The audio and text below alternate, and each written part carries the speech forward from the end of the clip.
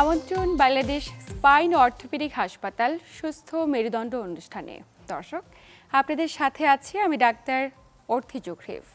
বয়সের সাথে সাথে মানুষের শরীরের নানা অঙ্গ প্রত্যঙ্গে বিভিন্ন ধরনের জটিলতা দেখা যায় এবং তার মাঝে সবচেয়ে সাধারণ এবং অবহেলিত একটি জটিলতা ঘাড়ে ব্যথা, এবং যেটিকে প্রাথমিকভাবে আমরা খুব একটা গুরুত্ব দিই না এবং বেশিরভাগ ক্ষেত্রে বয়স 40 ঊর্ধ্ব ব্যক্তিরা এটিকে বার্ধক্যজনিত কোনো জটিলতা ভেবে একদমই গুরুত্ব দিতে চান না। তবে এই বিষয়টি নিয়ে গুরুত্ব দেওয়া আসলে কতটুকু জরুরি, এবং একজন ব্যক্তির ঘাড়ে যদি বয়স ঊর্ধ্ব কিংবা বয়স 40 কিংবা 60 ঊর্ধ্ব যে কোনো বাবা মায়ের এ ধরনের জটিলতা হয়ে থাকে, তবে সেক্ষেত্রে চিকিৎসকের শরণাপন্ন হওয়াটা কতটুকু জরুরি। দর্শক, আজ আমরা কথা বলবো এই প্রত্যেকটি বিষয় নিয়ে, এবং আলোচনা করবার জন্য স্টুডিওতে আমাদের সাথে উপস্থিত আছেন স্বনামধন্য বিশেষজ্ঞ চিকিৎসক অধ্যাপক ডাক্তার মোহাম্মদ শাহ আলম, যিনি চিফ কনসালটেন্ট বাংলাদেশ স্পাইন ও অর্থোপেডিক হাসপাতাল। স্যার, স্বাগত আমাদের আজকের আয়োজনে। আপনাদেরকেও স্বাগতম। স্যার, বয়সের সাথে সাথে মানুষের ঘাড় ব্যথা হয়, বিভিন্ন জয়েন্টে ব্যথা হয়, এবং যেগুলোকে আমরা বার্ধক্যজনিত বিভিন্ন ধরনের জটিলতা ভেবে থাকি, কিন্তু এই যে ঘাড় ব্যথা হচ্ছে, বয়সের সাথে ঘাড় ব্যথা কি কোনো বিশেষ সম্পৃক্ততা রয়েছে? আপনাকে ধন্যবাদ। হ্যাঁ, শরীরের সব জায়গায় বয়সের কারণে পরিবর্তনের জন্য অনেক পরিবর্তন হয়। যেমন বয়স হলে চুল পাকে, চোখে কম দেখে, ছানি পড়ে, হাড় এবং জোড়ার পরিবর্তন হয়। ঘাড় কিন্তু আমাদের শরীরের হাত যেমন সবচেয়ে বেশি চলে, একই সাথে শরীরে যদি মেরুদণ্ডর চিন্তা করি, ঘাড় সবচেয়ে বেশি মুভমেন্ট হয়। কথা বলতে, তাকাতে, চলতে ঘাড়ের মুভমেন্ট সবচেয়ে বেশি। এই মুভমেন্টের কারণেই হয়তো যেখানে বয়সজনিত যে পরিবর্তনটা, এই পরিবর্তনটা অনেক বেশি, বিকজ অনেক বেশি অ্যাক্সেস কাজ করে। যেমন একটা মেশিন যদি অনেক বেশি ব্যবহার করেন, তাহলে তাড়াতাড়ি আস্তে আস্তে কিন্তু তার মেশিনের যে কাজ করার ক্ষমতাটা কমে যায়। ঠিক সেরকম এই মেরুদণ্ডের ঘাড়ের পোষণটা অনেকটাই সেরকম, যে বেশি ইউজ হচ্ছে বিধায় আমাদেরকে এই যে বয়সজনিত পরিবর্তনটাও খুব তাড়াতাড়ি হয়ে যায়। মজার জিনিস হলো যে বয়সজনিত পরিবর্তন হলে সবারই কিন্তু ওই সিমটমস থাকে না, অর্থাৎ কিনা উপসর্গ সবার থাকে না। কিছু কিছু ক্ষেত্রে উপসর্গ থাকে। সেটা কীরকম? ব্যথা একটা খুব বড় উপসর্গ।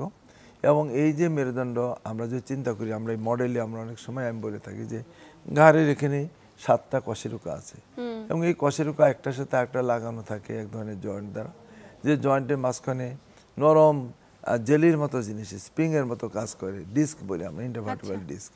এগুলো ধরেন ইয়াং বয়সে সফট থাকে, নরম থাকে, বয়সের কারণে আস্তে আস্তে আস্তে এটা শক্ত হয়ে যায়।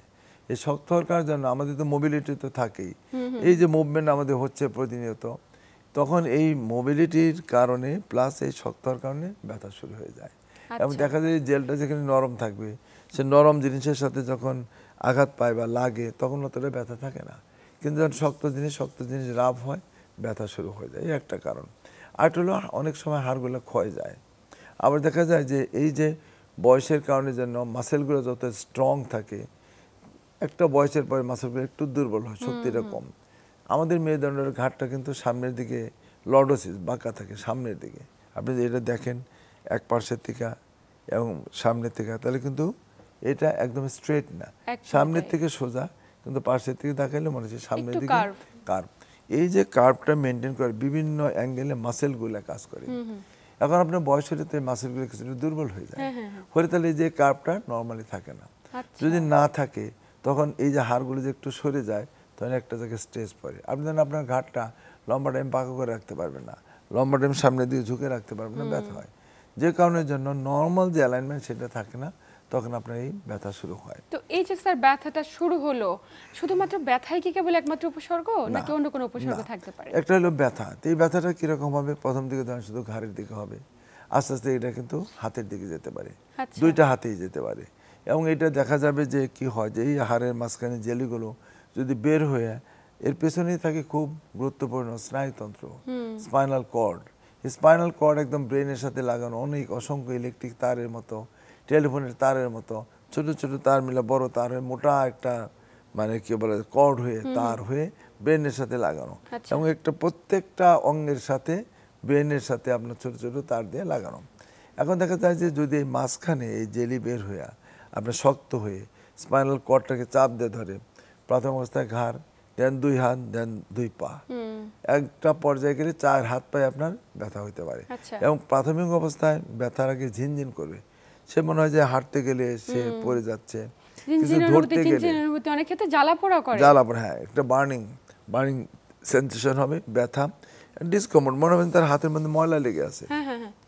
পায়ের মধ্যে মনে হয় যেন ময়লা লেগে আছে, এবং সে জুতা পরতে যাবে মনে হয় জুতাটা সঠিকভাবে পরতে পারতেছে না, মানে হাতটা feeling-less কিছু হয়ে যায় ধরে অনেক ক্ষেত্রে। কিছু ধরতে গেলে মানে ঠিক মতো ধরতে পারতেছে না, কোনো ফাইন কাজ করতে গেলে তার হাতটা কাঁপবে। আচ্ছা। এবং একটা পর্যায়ে যেটা হয় যে অনেক সময় তার শরীর হাত পায়ের শক্তি কমে যাওয়া, অনুভূতি কমে যাওয়া, এবং এক পর্যায়ে প্রস্রাব পায়খানাও বন্ধ হয়ে যেতে পারে, যেটাকে আমরা আচ্ছা। বলি প্যারালাইসিস প্লাস প্রস্রাব পায়খানা বন্ধ হয়ে যাওয়া। তার মানে ভয়ঙ্কর তথ্য, ভয়ঙ্কর শুধুমাত্র তথ্য। ঘাড়ের একটি জটিলতার কারণে পুরো শরীরের অঙ্গ প্রত্যঙ্গ ক্ষতিগ্রস্ত হচ্ছে। হতে পারে যে, এবং এটার কিন্তু ধর আস্তে আস্তে হয়।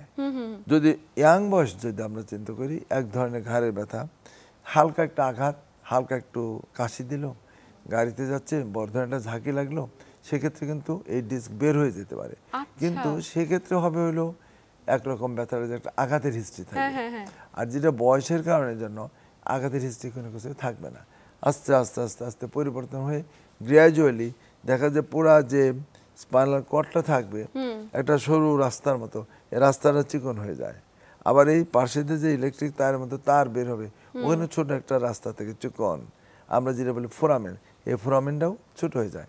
আমরা যদি ছবিতে দেখি যেমন এর একটা তার, এটা হলো আমরা বলি নার্ভ, এই নার্ভটা যে এখান থেকে বের হয়ে আসে, এই ছিদ্রগুলো ওই ডিস্কগুলো হাইট কমে যাওয়ার কারণে জন্য হাড়গুলো অনেক সময় চেঞ্জ হয়ে যায়, এক্সট্রা হাড় গজায়, তখন এটা যে বের হওয়ার যে রাস্তাটা, যে ছিদ্রটা, এটা সরু হয়ে যায়, তখন আপনার ব্যথা শুরু হয়ে যায়। তারপরে নার্ভ যদি কোনোভাবে কম্প্রেশন হয়, রাইট, এবং এইখান থেকে ব্যথাটা শুরু হয়ে এবং যাবে। এখন এই হাতে নার্ভ ব্যথা, পায়ে যন্ত্রণা শুধুমাত্র ঘাড়ের এই নার্ভ কম্প্রেশনের কারণে। যেমন এই একটা যে নার্ভ, এই একটা নার্ভ কিন্তু একটা না, অসংখ্য নার্ভ, অনেক, আমরা বলি যে নিওফিব্রিল, এই নার্ভগুলা এগুলো আপনার হইলে চিকন হয়ে বিভিন্ন আকার আঙুল থেকে শুরু করে চামড়া বিভিন্ন জায়গায় তার কানেকশন থাকে। সো যতটুকু চাপ দিবে এবং ওই জায়গাটা যেখানে গিয়া শেষ হয়ে গেছে ওখান থেকে ব্যথাটা শুরু হবে। সুতরাং শুরু হবে তার ঘাড়ে, কিন্তু ব্যথা আসবে হাতে, শুরু হবে ঘাড়ে, ব্যথা যাবে পায়ে।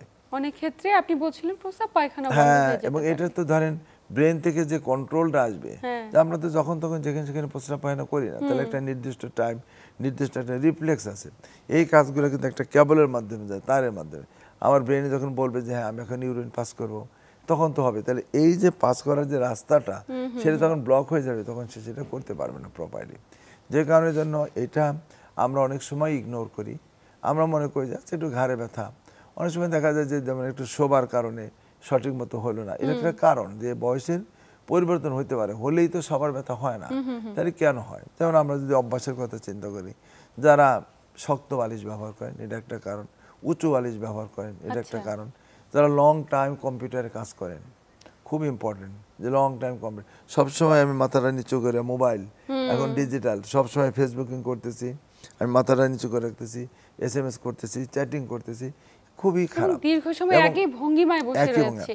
এখন ধরেন আমি যখন মাথাটা এরকম ভাবে রাখবো, আমার কিন্তু ব্রেনের একটা ওজন আছে, নর্মাল একটা আমাদের ব্রেনের ওজন প্রায় 1.5 কেজি, কিন্তু আমরা কিন্তু ফিল করি না, কারণ ব্রেনটা একটা ভাসমান অবস্থায় থাকে CSF ফ্লুইডের মধ্যে, তখন এটার ওজন কিন্তু মাত্র 50 গ্রাম, 50 গ্রাম, 1.5 কেজি ওজনের জিনিস 50 গ্রাম মনে হচ্ছে। তাহলে এখন যখন আমি এটাকে নর্মালি এরকম বাঁকা করি, তখন কিন্তু এটা ওয়েট আস্তে আস্তে বাড়তে থাকে, আর যে লর্ডোসিস যে আমার থাকবে সেটা চেঞ্জ হয়ে যায়।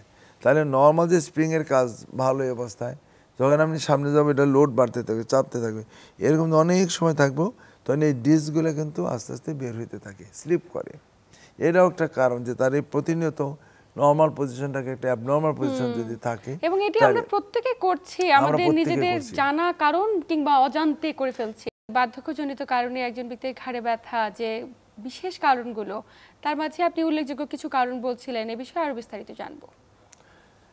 যেটা বয়সের কারণে যে চেঞ্জটা হয়, যে কারণের জন্য ব্যথা, এটা কিন্তু আস্তে আস্তে হয় আমরা বলছি, এবং এই ব্যথার জন্য আর বেশি তাড়াতাড়ি হতে পারে, যেমন যারা লং টাইম একই অবস্থায় বসে থাকে, যারা রাস্তায় হাঁটতেছে ঝাঁকি লাগে, রাস্তাঘাটে যখন গাড়িতে যাবে যখন বেশি ঝাঁকি লাগে, যারা হুন্ডা চালায় বা তারা যা এমন কিছু কাজ করে, যেমন ধরেন অনেক সময় ড্রিলিং, এই যে জার্কি মুভমেন্ট, এগুলোকে পটেনশিয়েট করে, মানে এই চেঞ্জটাকে আরও তাড়াতাড়ি এটা আপনাকে চেঞ্জ করে দেবে। প্লাস আমাদের কিছু হ্যাবিট আছে, যেমন যারা স্মোক করে তাদের কিন্তু এই ডিসগুলোকে ডিজেনারেটেড বেশি হয়ে যায়। যারা অ্যালকোহল খান, মদ্যপান খান, তাদের কিন্তু এই বয়সজনিত পরিবর্তনটা বেশি হয়।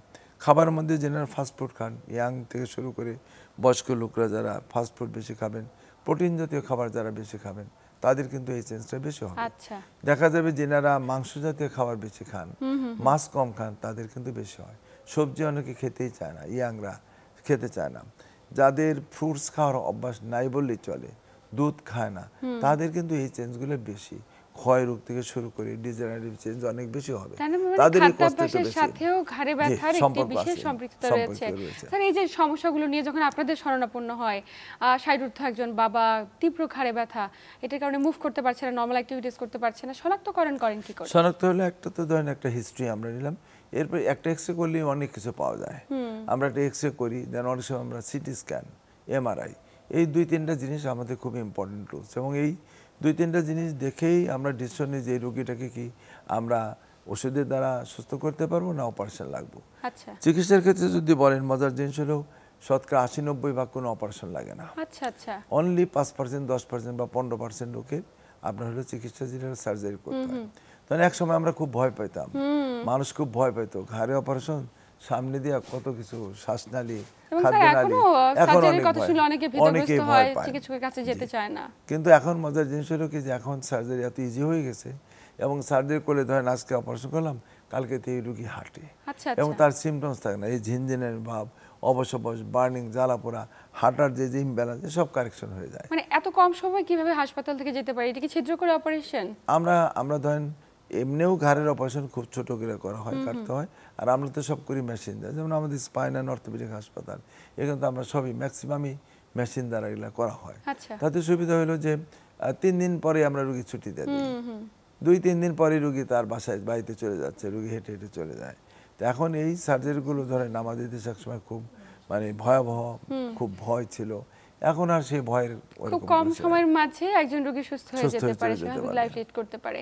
এমনকি কোনো রোগী রয়েছে যারা আপনি অপারেশন করেছেন এবং সুস্থভাবে জীবনযাপন করছে, আমরা সেটা এক্সাম্পল দেখতে পারি? হ্যাঁ, আমরা দেখতে পাই। যদি আমরা ইচ্ছা করি, যদি আমরা একটা ভিডিও দেখতে চাই, তাহলে আমরা দেখতে পারবো। যদি যেমন আমরা এক্সরে করি, দেন সিটি স্ক্যান করি, কেন করি, কিভাবে করি, আমরা যদি চেষ্টা করি দেখতে পারবো। দেখে আমরা ভিডিওটা দেখতে পারি। যেমন এই পেশেন্ট আপনি দেখেন যে আমরা উপর থেকে যদি চিন্তা করি, আমরা 5 এবং 6 ভার্টিব্রা আমরা গুনি, এগুলো দেখেন যে একটার সাথে একটা মনে হয় লেগে গেছে নিচের দিকে, যেগুলো হাড়গুলো একটু ফাঁকা থাকার কথা, ফাঁকা নাই, একটার সাথে একটা মিশে গেছে। আমরা বলছিলাম যে এক্সট্রা হাড়, এবং 2টা হাড়ের মাঝখানে ফাঁকা চেপে যায়, এটা বুঝতে পারবো। পরের স্লাইডটা যদি আমরা যাই, পরের স্লাইডে আমাদের সিটি স্ক্যান আছে, সিটি স্ক্যান করলে পরে একটু ভালো বোঝা যায়। আমাদেরকে পরের স্লাইডটা দেখাতে পারেন কিনা, এটা আমরা এমআরআই, ঠিক আছে, এমআরআই যদি আমরা দেখেন একদম উপরে দেখেন লাল রঙের যে অ্যারো দেওয়া, এই যে স্পাইনাল কর্ড আমরা বলছিলাম যে ব্রেন থেকে নেমে আসে, ওই পার্টিকুলার জায়গায় দেখেন একদম চেপে ধরে আছে। আমরা মাঝখানটা যদি দেখি নিচে ডান দিকে দেখেন মোটা রগ, যে স্পাইনাল মনে একদম ছিঁড়ে চিকন হয়ে গেছে, কারণ কি ওই যে উপরের থেকে যে স্নায়ুতন্ত্র ব্রেন থেকে আসবে চেপে ধরে আছে। এটাকে আপনি যতই আমরা ওষুধ দেই, যত ব্যায়াম থেরাপি করি, মানে কোনোভাবে এটাকে মানে রিকভারি সম্ভব না। আমি যে পরের স্লাইডটা যাই যে আমরা কি করছি, দেখেন এইটা আমরা সিটি স্ক্যান, ওই যে দেখেন উপরে লাল হাড্ডিটা সরে গিয়ে একটা এক্সট্রা হাড় আপনার তৈরি হয়ে ওই মোটা জায়গাটা যেটা ক্যানাল বলি, এটা ছোট হয়ে গেছে। যদি আমরা পরের স্লাইডে যাই যে আমরা কি সার্জারি করেছি, দেখেন প্রথম যে এক্সরে দুটো আর পরেরটা দেখেন যে আমরা সার্জারি করে ওই পার্টিকুলার জায়গা যেখানে চেপে গেছিল, হাড় বেড়ে গেছিল, ওগুলোকে সরিয়ে দিয়ে আমরা একটা স্পেসার বলি, স্ট্যান্ড অ্যালোন কেস, এটা একটা দামি মেটাল আমরা দিয়ে আমরা এটা ফিক্স করে দিলাম।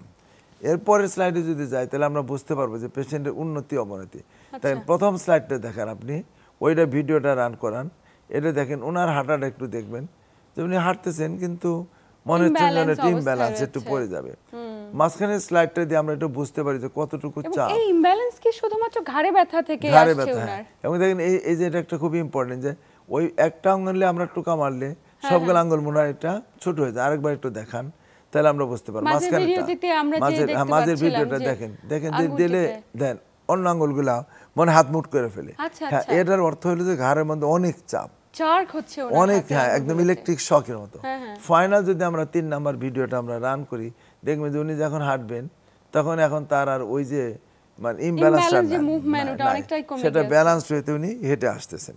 আচ্ছা। এটা হলো বড় সুবিধা। এবং এই রোগীগুলো যে আপনার ধরেন হাঁটতে চলতে তার যে একটা ভয় থাকে, অপারেশন করার পর ইমিডিয়েটলি মানে ধরেন আপনাকে গলার মধ্যে চাপ দিয়ে ধরছে, আপনি শ্বাস নিতে পারতেছেন না, হাতটা সরিয়ে নিলেই আপনি খুব আরাম। একদমই। ঠিক এই অপারেশন অপারেশন পরবর্তী রিভিউগুলো একদম রিকভারি খুব স্মুথ রিকভারি। আচ্ছা আচ্ছা। তখন এই জিনিস কিন্তু একসময় আমরা চিন্তা করতে পারতাম না। নিশ্চয়ই। আর এগুলো এই যে যেগুলো দেখলেন যে আমি কোন জায়গাটায় যাব, আগে আমাদের অনেক কাটাকাটি করতে হতো, এখন কিন্তু আমাদের কাটাকাটি খুবই তার কম। মানে আমরা যদি একটা সিটি স্ক্যান অথবা আপনি যেমন দেখাচ্ছিলেন এমআরআই অথবা একটা এক্সরে, এটার মাধ্যমে আমরা সুনির্দিষ্টকরণ করে ফেলতে পারি যে পার্টিকুলার কোন জায়গাটিতে সমস্যা, এবং আপনি ঠিক ওই জায়গাটিতে ছিদ্র করে অপারেশন আমরা ওই জায়গায় ছিদ্র করে আপনি দেখছেন যে স্পেসারটা, এবং ধরেন এখানে আমরা এমন ভাবে যে ছিদ্রটা করব কোনো দাগও থাকে না। আচ্ছা। একটা সময় পর আপনি বুঝতে পারবেন না যে কোন জায়গায় খুঁজতে হয় যে এখানে আমরা অপারেশন করছি। এটা একটা চমৎকার অপারেশন, এবং আমাদের দেশে সেটি হচ্ছে, হয়তো আমরা অনেকেই সেটি জানি না। রাইট। স্যার, অপারেশন পরবর্তী পার্শ্ব প্রতিক্রিয়া হবার কি কোনো শঙ্কা রয়েছে? ইউজুয়ালি ধরেন যেটা ভয় থাকে, যদি সঠিকভাবে, যেমন একটা হলো আমি যে লেভেলটা সার্জারি করার কথা ওইটা অনেক সময় মিস করে, তাদের কাছে স্বয়ংক্রিয় যন্ত্রপাতি নাই, তাহলে তারা মিস করতে পারবে। যিনি জানেন না যে আসলে আমি কোন অ্যাপ্রোচে কিভাবে করব, মানে সার্জারিটা যদি আপনি কেউ সঠিকভাবে না করতে পারে তাহলে তো প্রবলেম হইতে পারে। অপারেশনের সময় অনেক সময় হয় যে ধরনের দেহ সে প্যারালাইসিস হয়ে যেতে পারে, হাতটা একটু অবশ হয়ে যেতে পারে, পা একটু অবশ হতে পারে।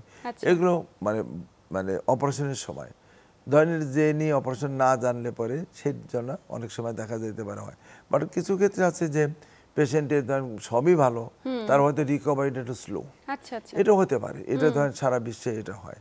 বাট অপারেশনের পরবর্তী সময় যদি সাকসেসফুলি করা যায়, যেমন আপনার ছবিতে দেখালাম, ইউজুয়ালি এই ধরনের সার্জারিতে সাকসেস রেট অনেক হাই, আচ্ছা। এবং পেশেন্টের ধরেন চলাফেরা আগের মতো সে নতুন লাইফ ফেরত পাওয়ার মতো, কারণ তার ওখানে ব্যথা থাকবে না। ঘাড় নাড়াইতে অনেকে মনে করে যে আমার ঘাড়টা ফিক্স করলে আমি তো সাইডে বা পিছনে সামনে আমি নাড়াতে পারবো না, এরকম একটা ভয় কাজ করে, ভীতি কাজ করে, কিন্তু তা না। কারণ এটা এমনই ছোট জিনিস হলে এত শক্তভাবে লাগানো হয় যেটা একদম জয়েন্টটাকে ফিক্সড করে দেওয়া, ওই লেভেলে আপনার আর কোনো এক্সট্রা মুভমেন্ট, ব্যথা হওয়ার কোনো সম্ভাবনা থাকে না। আর একটা পর্যায়ে গেলে দুইটা হাড় মিলে কিন্তু একটা হাড় হয়ে যায়। আচ্ছা। কারণ আমরা যে স্পেসারটা আমরা ব্যবহার করি তার মাঝখানে কিন্তু আমরা বুনটা আপনার হাড় দিয়ে দিই, তাতে ওইগুলা উপরের হাড় আর নিচের হাড়গুলা সবকিছু মিলে একটা ইউনিট, একটা হাড় হয়ে যাবে, সলিড হাড় হবে, এবং তাতে করে উনি নরমাল লাইফ লিড করতে পারে অনেক সুন্দরভাবে। একদম আলোচনার শেষ প্রান্তে চলে এসেছি, অনেক গুরুত্বপূর্ণ তথ্য জানলাম, হয়তোবা প্রত্যেকটা দর্শক আপনার এই তথ্যের মাধ্যমে অনেক বেশি উপকৃত হয়েছে। স্যার, আপনাকে আন্তরিক ধন্যবাদ। আপনাকেও ধন্যবাদ। প্রিয় দর্শক, এই ছিল আমাদের আজকের আয়োজন। আসুন আমরা জীবনযাত্রার মান পরিবর্তন করি আমাদের দৈনন্দিন চলাফেরা কিংবা আমাদের বসার কিংবা দাঁড়িয়ে থাকার ভঙ্গিমা। এতক্ষণ সাথে থাকার জন্য সবাইকে আন্তরিক ধন্যবাদ। সবাই ভালো থাকুন, সুস্থ থাকুন।